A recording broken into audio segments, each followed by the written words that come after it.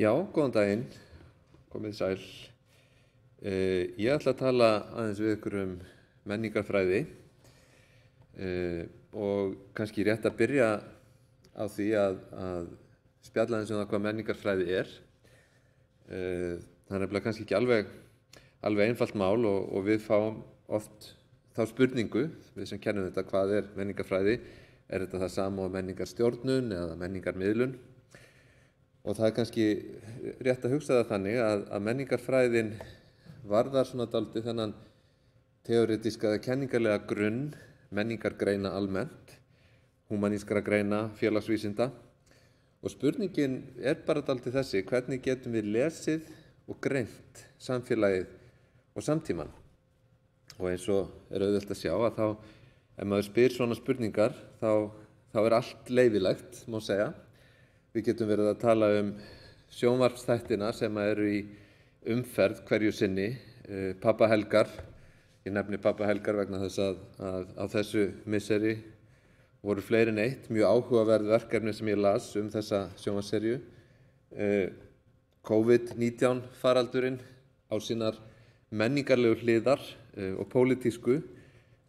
Greiningin sem við sem menningarfræðin býður upp á tekur að sjálfsögðu á honum, samfélagsmiðlar, nýjir miðlar og vettvangar samskipta og kannski það sem að mestu máli skiptir þegar upp er staðið eru spurningar vald, hvað er vald, hvernig birtist vald, hverjir hafa það, er vald á einhvern hátt bundið gerendum alltaf eða er vald eitthvað sem að birtist í samfélaginu og þess vegna þá er menningarfræðin, það er að segja menningarhugtakið eins og það er í þessari grein mjög vítt. Allt er menning, má segja. Pólitík er menning. Við erum ekki að hugsa menningu í einhverjum svona háleitum bjarma eða neitt slíkt eða við erum ekki endilega að tala menningarlíf. Við erum að skoða allt, lesa allt sem menningu. Menningarfræðin byggir á svona kenningagrunni sem að við getum kallað hugmyndasögulegan eða menningarsögulegan. Og við erum auðvitað að lesa höfunda sem að má kalla lykilhöfunda 19. og 20. aldar. Kenningarlegur grunnur menningarfræðinnar er fyrst og fremst í verkum þeirra höfunda sem að koma fram svona sem hluti af okkar nútíma. Og þá er kannski lítill greinamunur gerður á þeim sem að eru svona heimspekingar 19. aldarinnar eða fólk sem er að skrifa í dag. Og það má segja sem sagt að svona þessi hugmynd þjóðfélagsrýni, hún er hluti af uppruna nútímans. Þannig að menningarfræðin hún dálítið snýst þetta, hún snýst samtíma, hún snýst nútíma. Og það sem er kannski líka mikilvægt við hana er að hún felur dálítið í sér samruna fræða og samfélagsgagnrýni. Og þetta er dálítið mikilvægt atriði vegna þess að við búum við svona ákveðna togstreitu alltaf í okkar akademíska umhverfi á milli hins fræðilega og hins pólitíska. Og því er iðulega haldið fram að háskólamenn eigi að vera ópólitískir, þeir eiga að vera hlutlausir. Fræðin séu hafin yfir pólitík, fræðin séu ekki partur af samfélags svona atinu, heldur á einhvern hátt til hliðar við það. Menningarfræðin í rauninni hefur frá upphafi tekist á við þetta og frá því að hún kom fram svona í þeirri merkingu sem við tölum mest hana núna, að þá skorar hún þessa aðgreiningu á hólm og það er í menningarfræðinni þá er hún stöðugt til gagnrýninnar umfjöllunar. Hvers vegna skildum við gera greinamun á háskólarannsóknum og aktívisma til dæmis? Eigum við að gera það, eigum við ekki að gera það? Þetta er stór spurning sem að stöðugt er haldið uppi og þess vegna þá eru nemendurnir sem að koma inn í menningarfræðina, það er fólk sem að vill takast á við krefjandi spurningar samtímans. Við tengjumst auðvitað praktískari menningargreinum, ég nefndi áðan menningarstjórnun og menningarmiðlun, en það má segja að menningarfræðin, hún sé fyrst og fremst að hugsa svona þennan kenningarlega grunn sem að þar er að finna. En svo ég tali nú aðeins námið,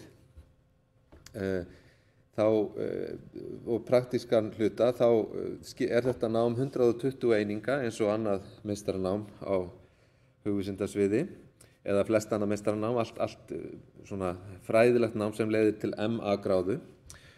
Og við skipuleggjum það þannig að allir nemendur taka tvö stór námskeið á haustmisseri og vormisseri á sínu fyrsta ári og jafnframt 4 rannsóknarmálstofur sem að hver sig 5 einingar. Og þessi 2 námskeið þau eru alltaf þau sömu, þessi stóru 10 einingar námskeið, og þar reynum við að vera með bæði lykilspurningar og mikilvæga höfunda sem menn þurfa að kunna, sem fólk þarf að kunna skila á helst í þessari grein.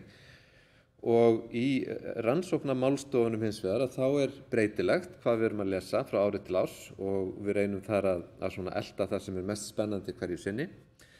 Einnig taka nemendur almennan rannsóknaraðferðakúrs sem að kallast fræðaiði og rannsóknir til að undirbúa MA-ritgerð og svo boðið upp á 10 eininga val innan námsbrautar og það þýðir val innan námsbrautar menningargreina sem að þýðir að þar má taka 1 námskeið úr til dæmis bókmenntafræði, listfræði, þýðingafræði og svo framvegis.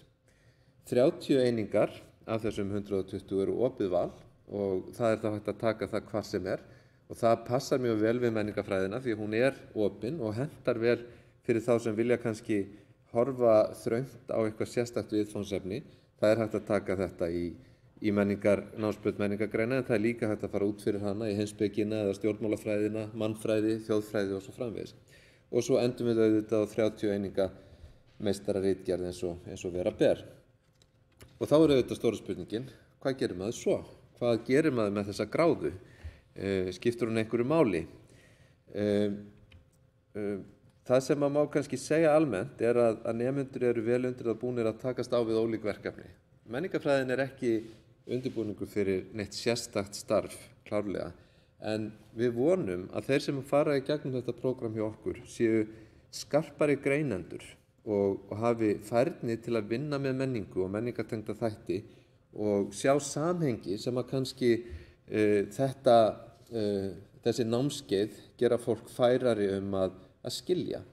Og við erum sannfærðir það að skilningur á þessum textum, þessum kenningum, þekking á þessum samtíma höfundum sem að við lesum sé mjög mikilvægur fyrir þetta og þess vegna þó að kannski okkar nemendahópur hingað til sé ekki það fjölmennur að ég geti beinlínis komið með gögn þessu til stuðnings að þá sýnist okkur að fólk sé að standa sig mjög vel á ólíkum sviðum og þetta nám sé yfirleitt að skila sér mjög vel í svona því hversu vel fólk búið undir okkar, hvað maður segja, menningar tengda atvinnumarkað, því að hann það auðvitað í dag. Hvert framhaldið? Menningarfræði ekki kennd til BA-gráðu, þannig að meistaranemarnir okkar koma úr mörgum áttum. Það þarf ekki að vera með BA-gráðu í menningarfræði, mikilvægt að hafa það í huga. Við erum með marga í doktorsnámi og menningarfræðin óvenjulega því leyti að það kannski hlutfallslega flestir nemendur í doktorsnámi þar af flestum greinum í háskólanum.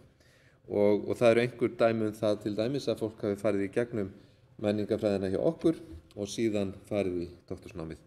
Inntökuskilyrðin eru sömu og í öðrum greinum á hugvísindasviði. Það BA-gráða, hún þarf ekki að vera úr menningarfræði, hún má vera úr hvaða hug- og félagsvísindum sem og við bara viljum fá sem flesta. Við viljum líka fá fólk úr öðrum áttum og gerum þá stundum ráð fyrir því að fólk þurfi hugsanlega að gera eitthvað, taka einhver námskeið til að undirbúa sig.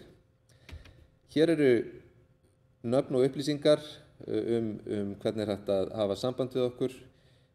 Það Facebook síða sem að þið geti komist inn á hér og svo það kennsluskráin og endilega hafa samband við okkur, mig eða Davíð Ólafsson sem kennum flest námskeiðin í þessari grein. Þakka þér bara fyrir.